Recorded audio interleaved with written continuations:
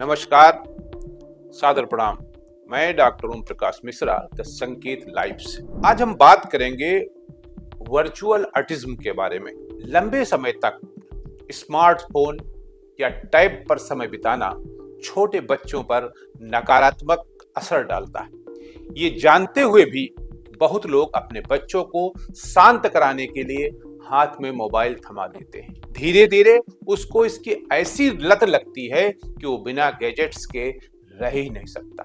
बच्चे की जिद मानकर इसे कुछ पल के लिए सामान्य बात माना जा सकता है, लेकिन इसका असर आपकी सोच से भी कहीं ज्यादा नुकसानदेह हो सकता है। मनोविशेषज्ञों के अनुसार ये आदत धीरे धीरे वर्चुअल ऑटिज्म की वजह बनती जा रही है।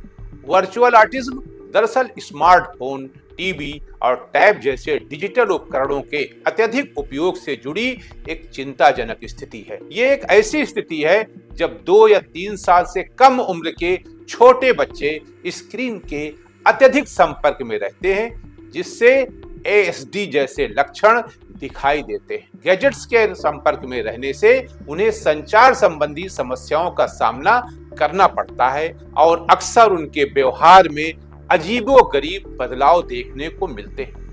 ये समस्या विशेष रूप से उन बच्चों में ज्यादा देखने को मिल रही है जहां काम की व्यस्तता के कारण माता-पिता अपने बच्चों के साथ पर्याप्त समय नहीं बिता पाते।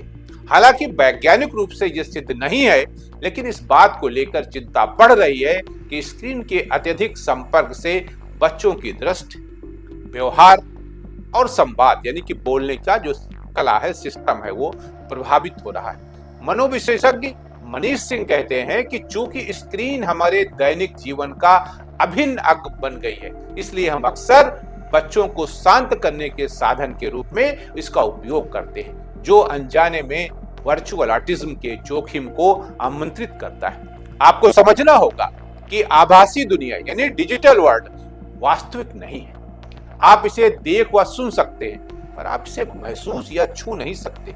जबकि इस उम्र के बच्चे अपने आसपास की सभी अलग अलग चीजों को छूकर, सूंघकर, चखकर और देखकर, सुनकर सीखते हैं। ऐसे में जब वे लगातार गैजेट्स के संपर्क में रहने लगते हैं तो वे वास्तविक दुनिया के बारे में कुछ नहीं सीख पाते। वो समझते हैं सब कुछ यही है, इसके आगे कुछ नहीं। इससे होता क्या है कि उनका मानसिक विकास प्रभावित होता है। इससे प्रभावित बच्चों में अति सक्रियता, ध्यान की कमी, गैर डिजिटल खेल में रुचि की कमी।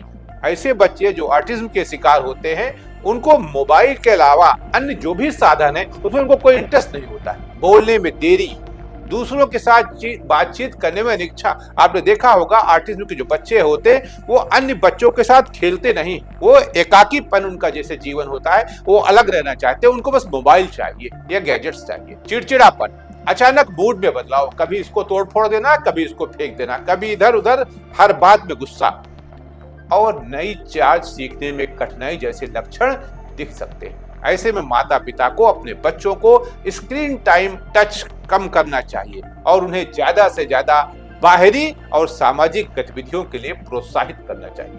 आप उनको पार्क में ले जाइए, इधर घुमाइए, उधर घुमाइए, अन्य बच्चों के साथ मिक्सअप करिए, तो फिर इससे आप बचे रहेंगे। अदरवाइज इसका कायदे से कोई इलाज नहीं बना, सिर्फ थेरेपी है जिसके जरिए आप अपने बच्चे को ठीक कर सकते हैं, अन्यथा नहीं।